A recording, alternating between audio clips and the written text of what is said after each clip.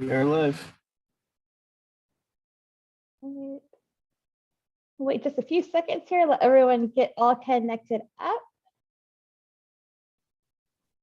All right, well, thank you all so much for joining us today. My name is Vanessa with the Dallas Public Library. We host this Earth Day Everyday program with the City of Dallas Department of Environmental Quality and Sustainability. It's a beautiful day today, and we everything is blooming. We were just talking about allergies before the meeting got started. And so there's lots of beautiful blooming things out there, but we want to keep our environment nice and pretty. So we'll learn a little bit more about how y'all can help out with that effort here in North Texas. I'm going to go ahead and turn it over to Nedra to tell a little bit more about what her department does and also to introduce our speaker for today. Thank you so much. Thank you, Vanessa. Good afternoon, everyone. Thank you for being with us today, and we are very excited to continue our partnership with the Dallas Public Library to present this free program. My name is Nedra Richard Morgan, and I work for the Office of Environmental Quality and Sustainability. Our division is one of over 70 city departments and divisions within the city of Dallas. Our day-to-day focus is on environmental activities, processes, programs, and major plans such as the Comprehensive Environmental Climate Action Plan, also known as CCAP. With over 200 actions in progress within 17 city departments and a new plan under development, the Comprehensive Food and Urban Agriculture Plan. Our programs range from A to Z, air quality to green living to zero waste. And we have a number of exciting events coming up in the weeks ahead. Be looking for information on the North Texas Climate Symposium, which will take place on Tuesday, April the 19th, 2020, which is Climate Action for Earth Day. On a beautiful day like today, it is difficult to think about the excessive litter along the highways and in the waterways, such as the Trinity River corridor in Dallas and the creeks and streams throughout the Metroplex. It is difficult to think of all the pet waste that is not being picked up by residents on a weekly basis to keep the bacteria and potential parasites out of our stormwater, which is our water, by the way. Stormwater is unfiltered water that enters storm drains in neighborhoods and business districts, and that water is discharged into our local water bodies. On a sunny day, we don't like to think about these programs, but knowing about them and what they can be done is key to keeping our cities greener and better. Our program today, North Central Texas Council of Governments Plus You, provides an opportunity for you to hear directly from one of the agencies working every day to support the regional programs and initiatives in many different categories, including the natural resources and the environment around us. The North Central Texas Council of Government is a voluntary association of, by, and for local governments established to assist in regional planning. Now, in its 52nd year, COGS programs and developments encompass transportation planning, environment and development, aging and disability resources, emergency preparedness, demographic research, regional training, criminal justice, and many more categories. Our speaker today, Krista Guzman, focuses on environmental programs and issues. You will hear about some interesting partnerships and programs for the region. Kristen is an environmental and development planner for COG located in Arlington, Texas, which is where their corporate office is. She has been with the agency for 3 years, and she is a graduate of the University of North Texas. Please help me welcome Krista to the virtual program. The floor is yours, Krista. All right, thank you, Nedra. Thank you for that wonderful introduction. I appreciate it. So welcome, everyone. I have a lot of different programs that the North Central Texas Council of Governments, or you might hear us say COG for short, that we work on in the environment and development realm. So I have several different ones I want to get through today, about 7 programs that we and initiatives that we have. So just a quick overview of the COG, like who the COG is. Nedra actually gave us a great introduction of who the COG is. And so I won't I won't reiterate that, but we do serve 16 counties in the North Central Texas region, and then Dallas County is one of those. And so for the Environment and Development Department, what the work that we do guides and promotes collaboration amongst public entities to progressively address common environmental issues and development challenges that are facing them due to our region's rapid growth and urbanization. So we do work with over 230 member governments, and that includes the 16 counties, numerous cities, school districts, and other special districts. And so our department has 6 strategic initiatives for sustainable environmental excellence. It's materials management, which is like your recycling and solid waste, natural resources, public works, regional codes, watershed management, and development excellence. So the first program I'll highlight today is Defend Your Drains North Texas. So this program is a public education campaign that's aimed at informing our residents on what should and should not go down the drain.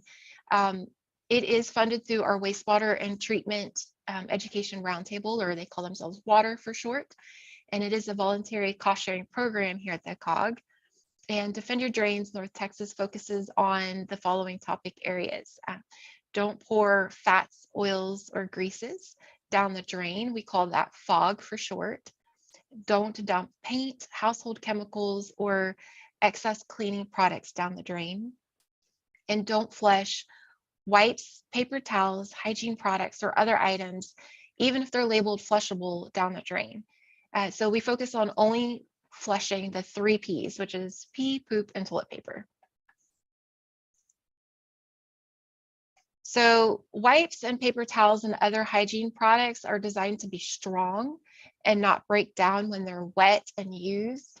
And because of this, they don't break down in our pipes like toilet paper does, and it can cause major blockages not only in your home's pipes, but it can also get caught in the machinery at the wastewater treatment plant. And this is a really ugly picture, but this shows you all of those things that we flush. And once we flush it down the toilet, we think that it's gone, but it actually does end up somewhere. And it ends up at our wastewater treatment plants, jamming up and clogging up their equipment. So you can defend your drains by only disposing of these types of products in the trash before they cause unpleasant and expensive repair bills at your home. If you've ever had a plumbing repair bill, you know that they can get expensive quite quickly. So for our fats, oils, and greases, or FOG, when you pour them down the drain, they tend to harden and cling to the walls in your household pipes or even in the city sewer lines. And once it's hardened, it begins to restrict and reduce that water flow. And then it can quickly cause a sewage backup into your home or into your neighborhood. You can see that picture there is actually a pipe that has become completely blocked by FOG. So you can protect your pipes by never putting any FOG down the drain. Instead, you can pour or scrape any of that grease or oils from your dishes and your pans into a container and put it in the trash. For when you're cooking and you have like hot grease, you can pour it into a glass jar, like a leftover, like maybe spaghetti sauce jar or pickle jar, or an aluminum can. I've even seen people use the like metal lined bags, like if you get a bag of nuts that's resealable, you know how it's like kind of coated and lined and it's, you know, like a foil in there. You can even pour grease into bags like that and collect it until it gets full, and then you can dispose of it in your trash. So as part of the Defend Your Drains North Texas, we partner with American Biosource and entities in the region to offer an annual holiday grease roundup. In addition to the additional FOG collection sites that are made available during the holiday season. So participants receive free marketing materials, including a social media toolkit and press release and bill inserts and more. So that way they can really let their residents know that they are offering this service. And they don't have to have an established grease program. They can also receive free grease containers along with pickup and collection of the container from American Biosource. So during the 2021 Holidays Grease Roundup, which was from late November through the beginning of January to cover all of our major winter holidays, we did collect 8,445 gallons of grease from over 70 collection sites with 41 participants. So that's a lot of grease that was averted from our pipes. So you can learn more about this program at Defend Your Drains North Texas, and we do have several social media handles that you can follow us at. And yes, that is the only kind of grease we want to see is John Travolta shaking it. That's the only kind of grease that we want to see. And throughout my presentation today, we'll have website links and social media handles that you can follow each of these specific programs and initiatives. So I'll make sure that those are listed out for you guys. So our next program is Time to Recycle. Time to Recycle is an educational effort that encourages North Central Texas residents to properly dispose of or recycle their items, reducing the impact on our region's landfills. So the Time to Recycle website hosts a recycling drop-off locator map. There's a screenshot there, and you can search for recycling locations by materials and by zip code. The website also includes additional resources covering topics such as composting, household hazardous waste, creative reuse ideas for things that you have, and much more. So in the late fall of 2018 into 2019, the COG created a regional recycling education program campaign that was based on results from a waste characterization study that we did, and is aimed to teach North Central Texas residents how to recycle more and how to recycle right. So the campaign was titled Know What to Throw, and it included a redesign of the Time to Recycle website and program, the Do You Know What to Throw quiz, and promotional activities such as billboards, print ads, radio and movie theater ads, and more. So to continue the Know What to Throw campaign, the COGS Recycling Roundtable has developed monthly coordinated topics informing residents of items that should and should not be recycled. So I'll go through a couple of those really quickly. So some things that we don't want to see recycled are needles and medical equipment, food and yard waste, propane tanks and other explosives. Those can cause hazards that are at the locations where the recycling materials are sent. Plastic bags and film, they can really tangle and jam up all of the machinery that's used to sort out the recycling. And wrappable materials or tanglers, so that would be like extension cords, strings of lights, things like that, things that are kind of like long and tangly. We don't want to throw those in our recycling bin. So some things that we do want to see increased in recycling of are bottles and cans, cardboard, paper, and glass. So you can learn more at timetorecycle.com and follow us on all of these social media handles. We're on Facebook, Twitter, and Instagram at Time to Recycle or at Recycle North Texas. So you can learn more about how to become a recycling hero. And that is our mascot, Carter, and he can help you learn more on how to become a recycling hero. Our next program is Report Illegal Dumping. And so Report Illegal Dumping is a regional website where citizens can report illegal dumping sites or an illegal dumping activity. If you happen to see something happening, you can report it. So the COG staff will forward the report to the correct jurisdiction so that way you don't have to. The website also aims to increase the awareness of hazards of illegally dumped trash, as well as encourage residents to actively participate in a local recycling or solid waste program. So the reports can be submitted online at www.reportdfw.org, or by calling the illegal dumping hotline, which is 1-888-335-DUMP. So in 2021, 658 reports were forwarded to the proper authorities that had been reported to our Report Illegal Dumping website or hotline.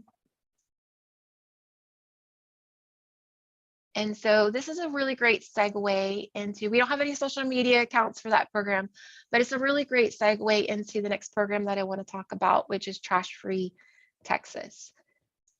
So Trash Free Texas is part of our Trash Free Waters project, which is a collaborative effort with our partners at the Houston-Galveston Area Council and the Meadows Center for Water and the Environment at Texas State.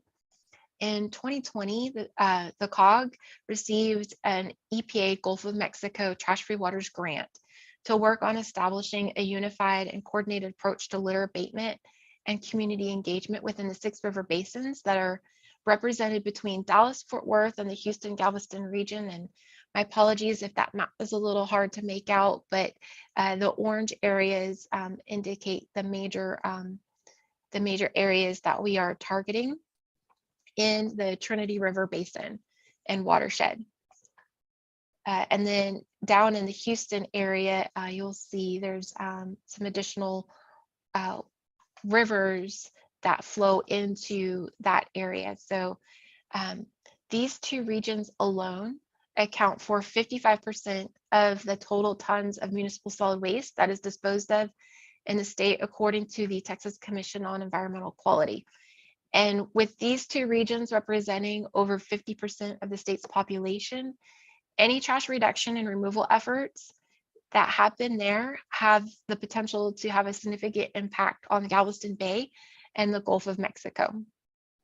So our Trash Free Waters project is promoted through the Trash Free Texas website, which I will explain a bit more about here in just a moment. Some of our goals and tasks that we're undertaking as a part of our work on the Trash Free Waters project include promoting the use of the Trash Free Texas website statewide, not just in our regions, but actually across the state, and promoting the Adopt a Spot map and increasing mapped locations and then connecting volunteers to available Adopt a Spot locations.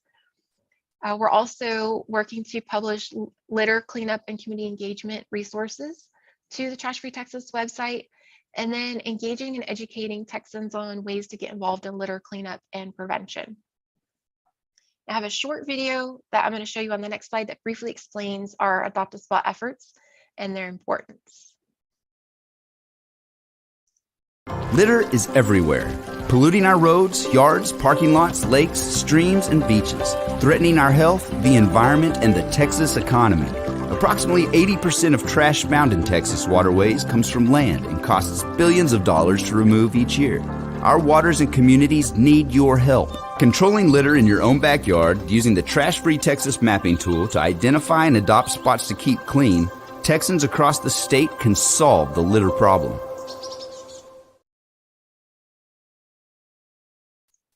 Litter is... Okay, I hope I didn't go too far. Okay, sorry about that. So why are we addressing litter? Why is that so important for our communities? As the video explained, litter or an illegal dumping, as we mentioned in our previous program, and escaped trash in the environment. Not only are these really unsightly, but they're also harmful to the health of our watersheds and the humans and animals that live in them. Locally, litter and debris can clog our storm drains and contribute to localized flooding. And then the litter that does make its way into streams and rivers, lakes, and other local water bodies can impact the health of our drinking water sources that so many Texans rely upon, and then it could ultimately find its way to the Gulf of Mexico. So I do have a few statistics to share. Approximately 362 million pieces of litter accumulate on Texas roads each year. Recyclables such as beverage containers and paper make up 25% of that. And that's from Don't Mess with Texas. Roadside litter across the US is down about 54% in the past decade to an estimated 23.7 billion pieces. However, litter that is found along waterways is estimated to be at 23.7 billion pieces. That was according to a study that Keep America Beautiful did recently. And then trash, packaging, and other improperly disposed of waste from sources on land account for 80% of the marine debris that can be found on beaches during cleanups and surveys. And that's from the EPA Trash Free Waters website and program. So here's how you can help and how you can get involved. You can adopt a spot, and adopt a spot sites are anything from like adopt a road or a highway to adopting a waterway where we've seen an increase in litter being deposited. You can adopt a creek, you can adopt a park or a beach, or you can adopt a storm drain. There's many different types of adopt a spot sites, and you can find those on our Trash Free Waters or Trash Free Texas website. You can find a site that is near you. There's currently over 1,000 sites, and 202 of those are still available to be adopted. And we're constantly adding more sites as we connect with other cities and local governments. We're connecting with them and getting them engaged in this project, and we're adding their sites to our website. So this number is continuing to grow, and we're getting it mapped across the whole state because we want everybody in Texas to participate. And coming soon, we're going to have some plogging resources. And so plogging, if you've never heard this funny word, it's a portmanteau of the Swedish word plocka up, which means to pick up, and jogging, our English word for jogging. So it's basically picking up litter while you're jogging. And we are trying to encourage this type of new litter cleanup activity in our region and around the state. We're working on some resources for that. So stay tuned for resources on that. And then we have a lot of other volunteer resources and educational materials that are on our website that you can check out as well. So you can connect with us on social media. We have an Instagram, Facebook, and Twitter account.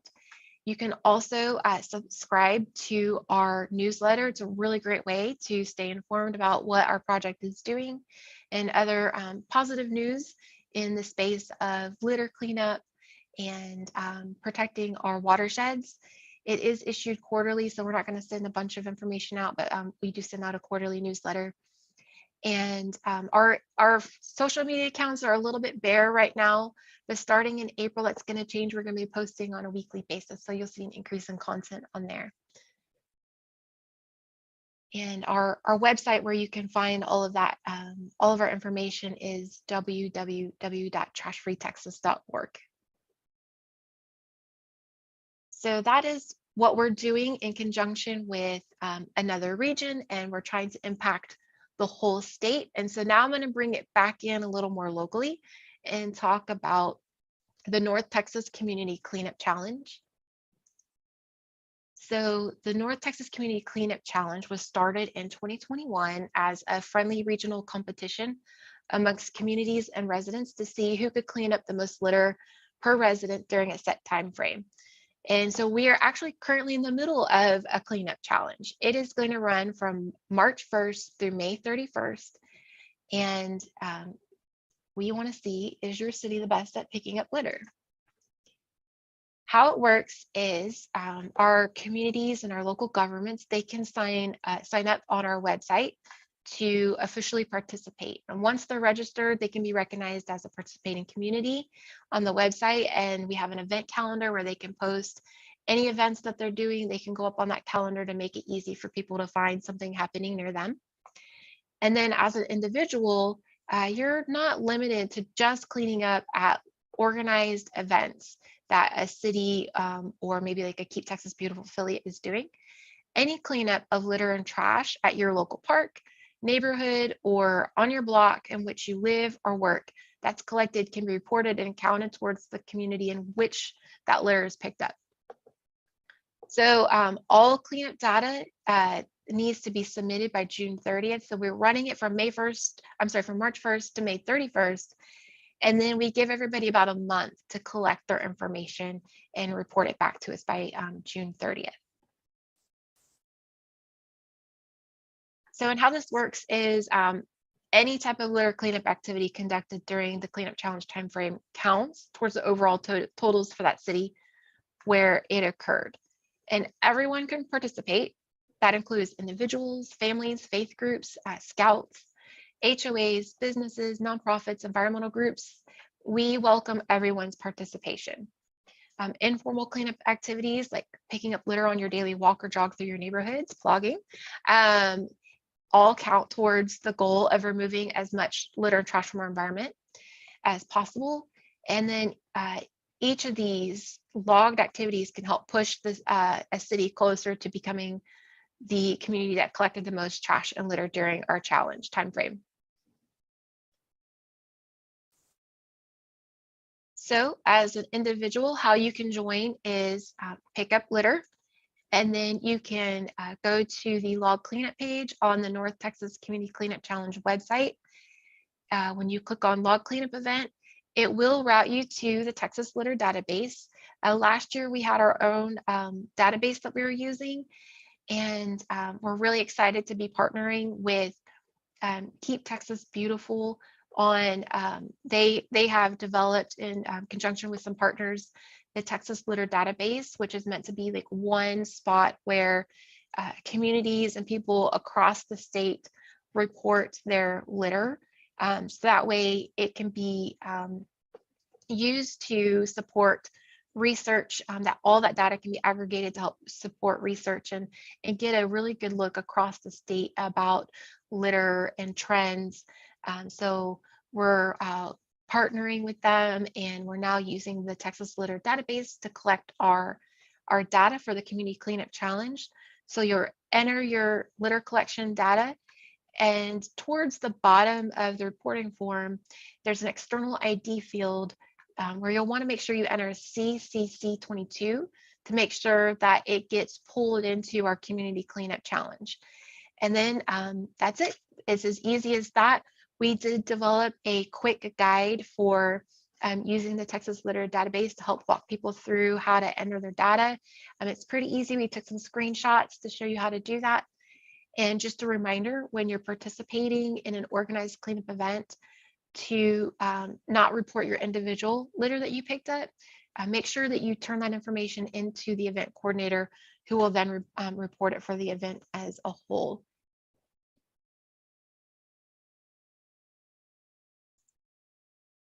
So here's some results from our 2021 Community Cleanup Challenge. We had over 6,000 instances of volunteers picking up litter during our time frame back in the fall. It ran from September 1st to October 31st, so just 2 months in the fall, and we made a really big impact. There were 7,665 bags of litter that were filled during that cleanup challenge, which is the equivalent between, like, depending on how heavy that bag was, we had to use estimates, which is somewhere between 65,775 pounds to 78,670 pounds.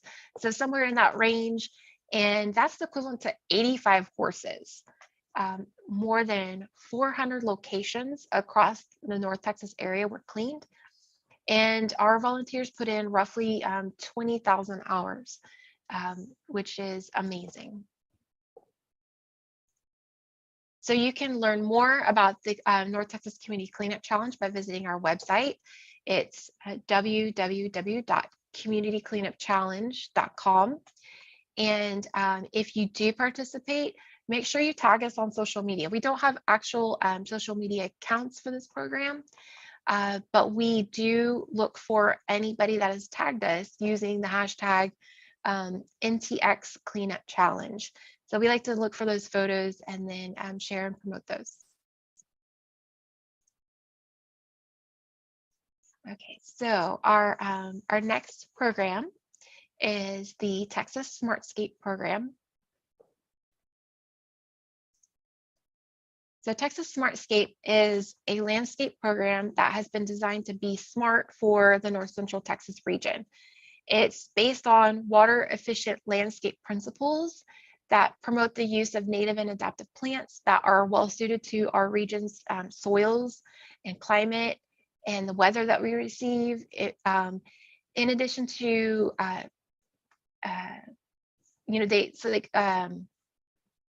if we receive any participation or they don't require much, or if we do receive a lot of precipitation, they don't require a lot of additional irrigation. They don't require a lot of pesticides or fertilizers to thrive. So the two main goals of the program are improving stormwater runoff quality and conserving our local water supplies.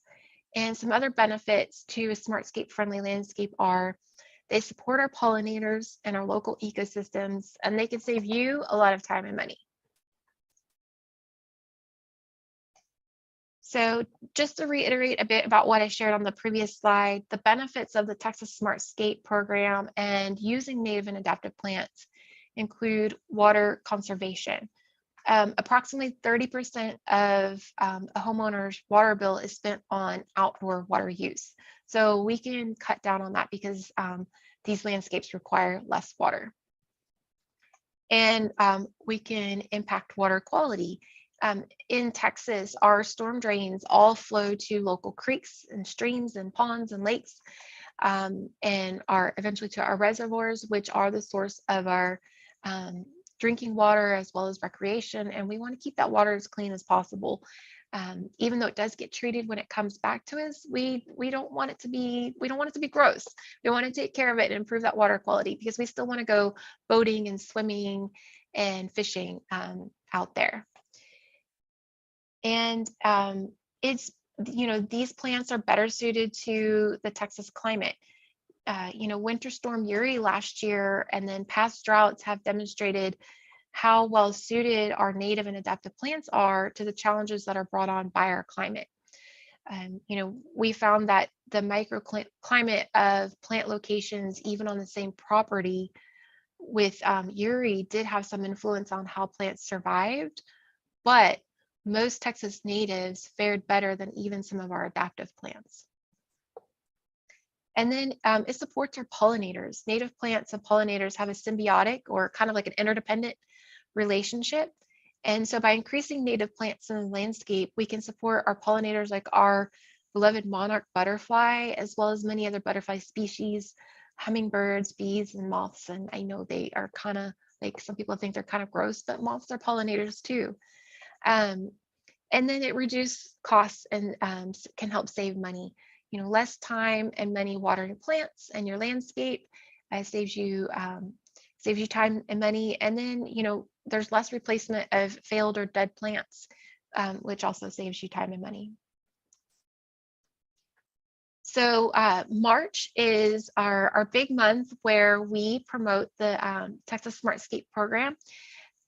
In 2002, the first March is Texas Smartscape Month campaign debuted as part of a regional effort to promote the program's benefits. And each year, a new slogan is selected for the campaign that highlights the benefits of a smartscape landscape. And then it's used by our local governments across the region to have consistent messaging across the region.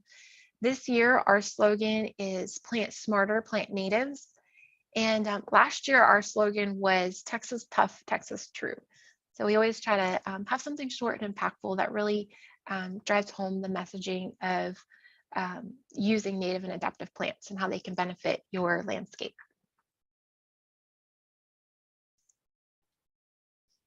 In 2003, the Texas Smartscape website was developed through a sponsorship with the City of Irving, Dallas Water Utilities, the North Texas Municipal Water District, Tarrant Regional Water District, and the Upper Trinity Regional Water District to help make the program more accessible to residents throughout the region. And the website is a host of information like a searchable plant database. You can use filters to find the right plant type, and you can filter by light requirements, water use, landscape use. If you have a preference as far as foliage color, we have a lot of filters on there to help you find like the right plant that you need or are desiring. We have an event calendar, and it's populated with events that are happening around the region that relate to gardening and landscaping, composting, and other smartscape related topics. We have some design tools. We have a photo gallery of Texas Smartscape yards and a design layout guide that can help you walk through if you want to make some changes on your property. And we also have information on soils and mulch, watering, and pollinators. And we have demonstration gardens that we've mapped out on the website that are around the Dallas-Fort Worth area that demonstrate some of these Smartscape principles. And there's a lot more on this website, but those are some of the key things that I wanted to go ahead and point out today. So I know there's a lot of text on the slide. I'm really sorry. I'll try to keep it high level, but we do have 7 steps for a smart yard or Smartscape friendly yard. So the first one is, plan and design. Start with the end in mind. What are your needs and desires? And then prioritize those, the needs when you're creating your plan. Reduce your turf. In this instance, less is more. Less turf means it's more time for you to enjoy your lawn and reducing any watering costs. Soil. So we want to use compost to improve soil health, which supports our plants and their nutrient needs. Compost helps to condition the soil. It helps it hold its moisture, prevents runoff, reduces erosion, and unlocks nutrients in the soil. And planting, we have the saying, the right plant in the right place. So you can use the Smartscape plant database to help you find the right plants for your specific needs, and then filter that for your aesthetic preferences. Mulch. You want to make sure that you mulch your beds with approximately 3 inches of material regularly. Mulch helps reduce the evaporation of the moisture that's in your soil, and it helps keep this the soils cooler in the summer by up to 10 degrees. And which is really important when our summers are really hot. I know in July, August, we often have a lot of 100-degree days and maybe not a lot of rain. So that really helps keep your plants root systems cool and keeps any moisture that's in the soil in there.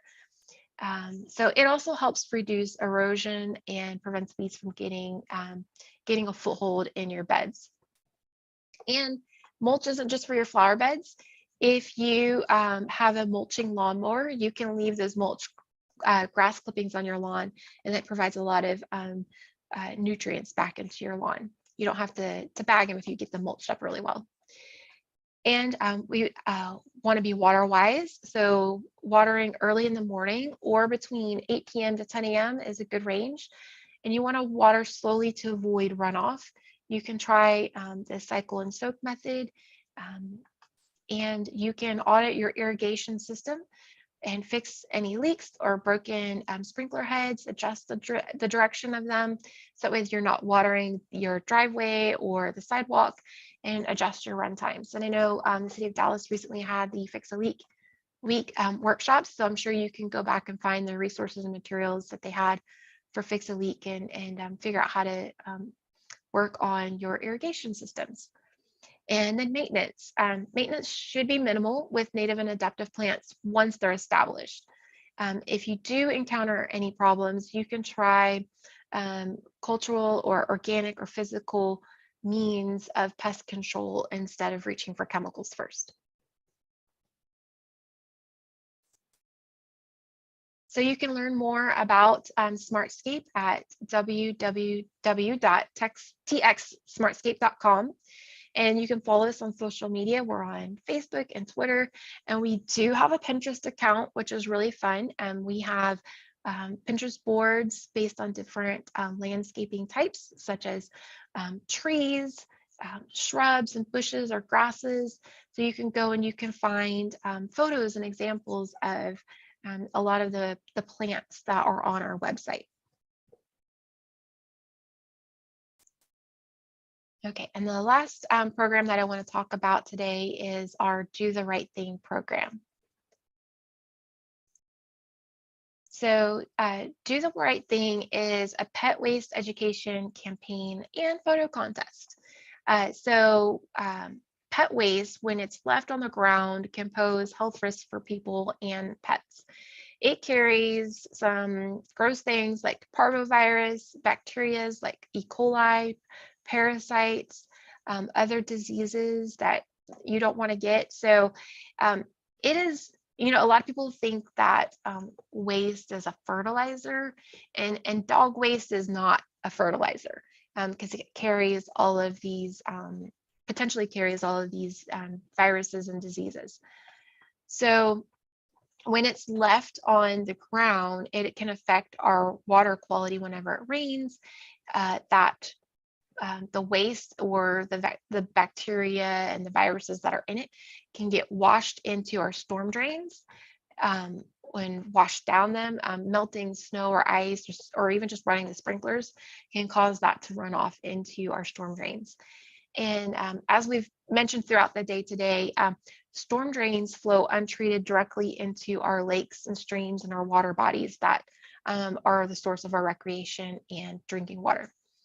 So when that bacteria and that decomposing pet waste does make it into our waters, it can make it unsafe, and it encourages algae growth and can contribute to fish kills. And that basically just means that the fish aren't able to survive and live. They start to die because of all of the oxygen is being depleted in the water, and other things are happening. So how can you do the right thing and become a watershed protector? You can flush the waste down the toilet. If you want to pick it up and flush it down the toilet, that's a great way to dispose of it. You can also bag and toss it in a trash can. You can bury it in a pet waste composter.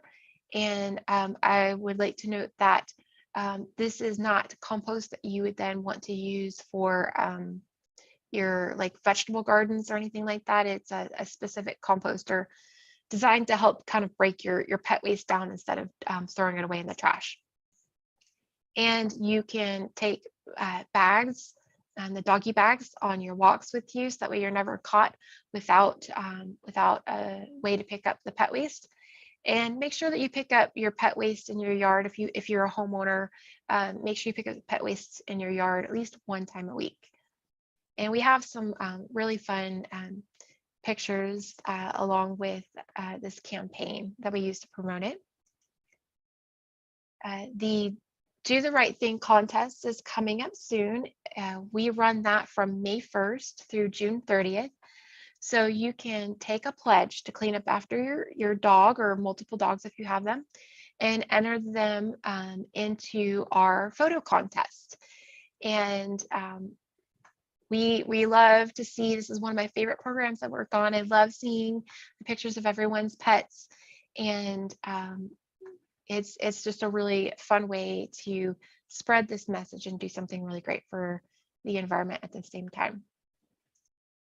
So you can learn more and enter our contest at www.dfwstormwater.com/pet waste. We are on social media. You can follow us at Facebook, Twitter, Instagram. Our handle is at DOO North Texas. And these are some examples of our previous contest winners. We usually pick one featured pup of the month. Every month we have a featured winner, and you can see like Skylar and Toby there. And then throughout the month we highlight other pups that are submitted, because they're all good boys and good girls for picking up their poo. We have like our defender Wilson. He is a good boy, and he reminds his family to pick up his poo. So you can enter that contest coming up very soon. Here on May 1st is when it opens. And so I'll end with, I have just kind of a positive, inspiring quote by Lady Bird Johnson. She said, "The environment is where we all meet, where we all have a mutual interest and it's the one thing all of us share. So I hope that you all have learned some new ways today that you can help take care of our shared environment. And you can connect with us on social media. I've shared throughout the presentation our different social media accounts or websites for each program. These are the accounts for our Environment and Development Department. You can connect with us there as well if you would like. And I will turn it back over for questions.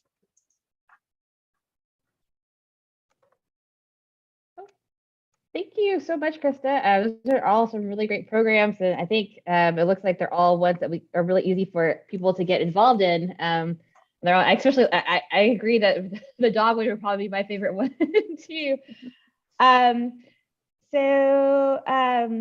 Yes, so those are good questions. They're asking about this slide deck and the recording. Chris is going to share that with me, and I'll send that out to everyone who registered. And I'll also put it in the library market listing for the program. And as far as the recording, it is available on the library's YouTube page. I'll send out a link to that for everyone who registered as well. Do we have any other questions for Krista about any of these programs? Like if you have any questions about how to get involved in them, please ask. Let's see here. Someone lives in the small city in south of Dallas in Ellis County. How does a city become part of this regional program? That's a really good question. Like how would you advocate for your city if they're not already participating to become part of the North Texas Central Council of Governments? Yes, so I know Ellis County is like one of our members, within the COG region. So is the question specifically like about the community cleanup challenge, or? I think they're saying that their city doesn't participate in the North Texas Council of Governments programs. Okay. So you can go to the COG's website, and you can learn more information about becoming a member, one of our member governments, and we can get you plugged in and connected. If you want to reach out to my department directly, we can find a way to get your specific city plugged into a lot of our programs. And our department email address is up there. It's e&d@nctcog.org. Okay, so there's another question. Is the 10 for Tuesday reverse litter campaign still being promoted anymore? It was a great program, and they're looking forward to doing 10 for Tuesday with kids in the summer program and after school. If it's not supported anymore, what is the regional anti-litter campaign? That's a great question. So the 10 for Tuesday is it's kind of no longer. So the Trash Free Texas program is meant to fill that void. It is not only just regional, but it's intended to be statewide, the efforts that are happening with the Trash Free Texas program. The 10 for Tuesday in a way, it sort of morphed into the Trash Free Texas program. Yeah, it's a great idea to do as an after school program, teach kids early, There, yeah, and on that website, there are a lot of really great resources for learning about watersheds. We have a toolkit of resources to learn about watersheds, water health, and litter. So I would definitely recommend checking that out. Awesome. All right. We have a little bit more time if anybody else has any questions about how they can get involved in these. I think I'm going to have to try to get my dog to take a picture to submit for it. Yes, please do. The picture challenge. But yes, and we live here, and so we deal with it every day. But I think also an important thing to think about is when we have visitors from other states coming as tourists here, how they perceive Texas is.